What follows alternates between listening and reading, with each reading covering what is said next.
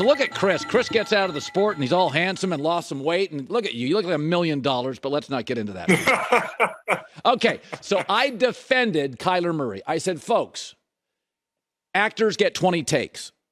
Columnists have copy editors. Sports is live, raw, and sometimes it's ugly, and there's a lot of pressure on Kyler and Kliff, and I can handle it. Like, it didn't bother me at all, Chris. I'm like, I get it, man. They're both getting heat. What did you make of that moment? Yeah, it's fun because you can talk about it on Twitter. You can share that clip and people can opine on what he said and what it's over. But having been a player, this is normal. It just so happens that this exchange between essentially his position coach, because he's a quarterback coach, but this is his guy. Yeah. They've been in the trenches together. Like, this stuff happens. And honestly, I thought the lead here was, look at DeAndre Hopkins. DeAndre Hopkins is not only a great player, but he's a great guy. He's a great teammate. Look at the way he, conflict resolves here. The conflict resolution that this guy exhibits here is big time. And, him being back on the field, going 10 catches for 103, even in a game where they're kind of working back into it. He hasn't had practice time. You've got Robbie Anderson coming in town. You hear they're going to play him 15% of the snaps. Their backs are against the wall. And DeAndre Hopkins not only helps them on the field, but you see the leadership that this guy brings to the table. So not a big deal. If anything, it probably lets you know the fact that these guys from time to time get into it and they're adult enough to move past it. So I thought, it was a big win for the Cardinals, but those corners were down for New Orleans. So I wouldn't take too much from the Cardinals getting back on the horse and putting up 42. Andy Dalton spotted him 14, really spotted him 21, including that pass in the first half in the red zone that ended up an interception. So good win for the Cardinals, but I wouldn't take too much from it. And I wouldn't take too much from Kyler yelling at Kliff. So everybody freaked out when the Niners gave up a bunch of picks for Christian McCaffrey. But I said, listen, when you have a roster like Buffalo, or you have a roster like San Francisco, and they've been banged up, but it's a sick roster. I mean, it's just everywhere. Right. Every layer of defense. And rush, corner, safety, linebackers. God, it's everywhere. You almost owe the players. Because these veteran players, this could be the ring year. And my takeaway is, hey, if I give Kyle Shanahan... By the way, this is what Buffalo did to Sean McDermott, a defensive coach. They gave him Von Miller. Yeah. I kind of feel like the Niners got some guys who have really put in the work. Trent Williams, George Kittle. These guys are not going to be around forever. I love the move. My take is, you know what, man? I don't know what the future is. This is a Super Bowl roster. This is a Super Bowl roster. Draft picks are a coin flip outside of the first round. You don't complain. Yeah.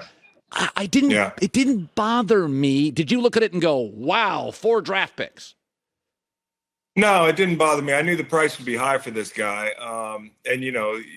It's kind of like when you're gambling and you're down and then you got to chase a little bit. That's what they're doing. I feel like they probably feel not so great about the Trey Lance pick, if we're being honest. I mean, he could develop in that sort of thing, but they know time's ticking. And, a lot of people are saying they got fleeced. Well, not this year, as long as he stays healthy, and that's what it's all about. You saw what they did down in LA, and that's really got to stick in Shanahan's side a little bit because they've dominated the Rams, except for when it counts, right? Yep. And you look at that program, and you're up there in the Bay Area, and you're saying why don't we cash in on this window? I think, Colin, you're exactly right. I think when there is a window, you do owe it to those players to go try to win, which is why I thought keeping Jimmy was a great idea. And that bared out to be true in the first couple weeks of the season. So this was my Super Bowl pick, not to win the Super Bowl, but to represent the NFC, the 49ers were. And so, parting ways with a couple of picks next year, it's not like every player you draft rounds 2 through 4 have been impact players for you. This guy really does add a different element to the offense. And you get the comp picks from losing those coaches as well. So Carolina also set up really well in a division that I think there's going to be kind of a mushroom cloud, like a power vacuum there. When Tom Brady retires, what's going to happen in New Orleans? Yep. They're not off to a great start. So this is not the worst division to hit the reset button in. and to stack these picks up. Now, the question is going to be, do they move Brian Burns? Do they move some of these other guys that you're talking about? But I think Carolina set up nicely. I think San Francisco becomes they already were a contender, but I think they're definitely a contender now. By the way, you were with Garoppolo for a year, if I recall, in New England, right? And I said, there's something about Jimmy. He's a guy's guy. There are just certain guys that if you're going to Vegas for a weekend, you're like, is he a good hang? You know what I mean? There's always guys that you like, but they're not a good hang for the weekend. There's something about Jimmy that I think it works. I know he doesn't have the biggest arm, but you were around him for a year. I think the team really likes him. Explain him. Well, I think likability is a really underrated quality for an NFL teammate. You know, people are willing to look past some of your shortcomings on the field. Like, we know Jimmy's the reason, or one of the reasons that they haven't been able to get over the hump in some of these big games. Like, you could point to that overthrow in the Super Bowl. You could point to a couple of these throws down the stretch last year.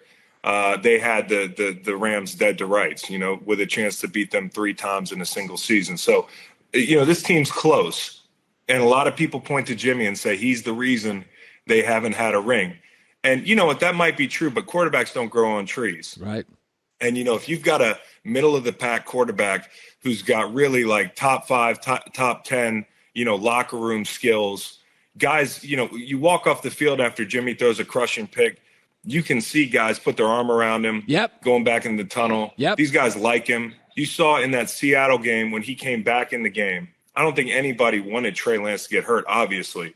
But when he came back on the field, you saw the offensive linemen's reaction to him, kind of the way they play with him, you know, the way they mess with him on the sidelines. Like, there is a brotherhood there that they built over highs and lows over the past couple of years. And you talk about that window, the window will close eventually.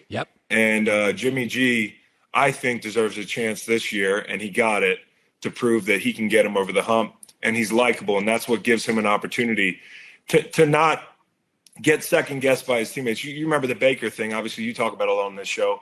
I think if Baker was a little less all over the place, maybe with the sound bites and just some of the in-the-building stuff, you know, people would have more patience for some of the errant throws or some of the ups and downs, not comparing the two players. But I think likability and the way your teammates perceive you can give you a longer leash as a quarterback or a defensive end or a corner. If they want to go to battle with you, you got a better chance of overcoming some of your shortcomings.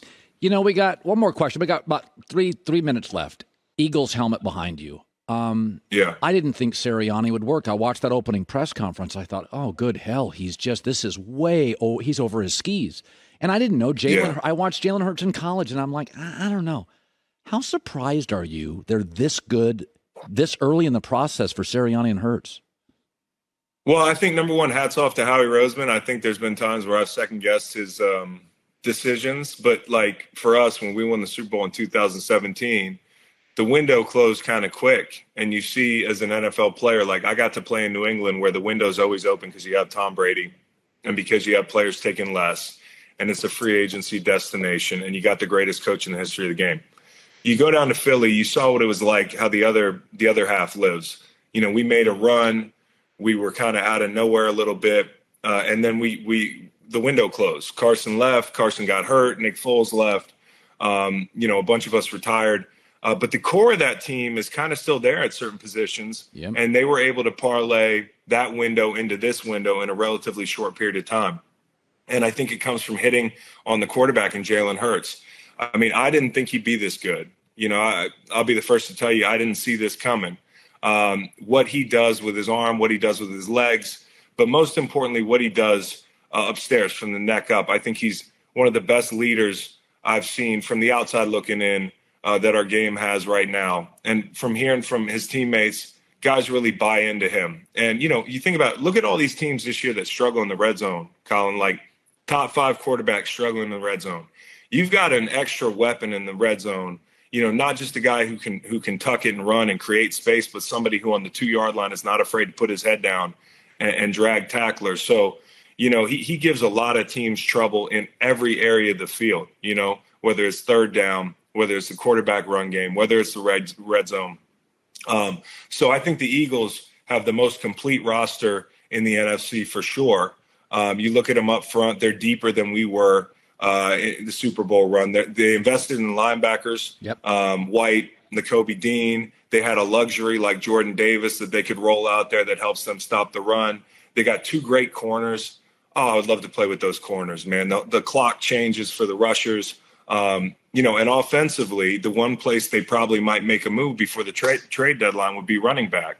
And I think adding a power running back to complement Miles Sanders, that great offensive line, A.J. Brown, this is a really complete roster.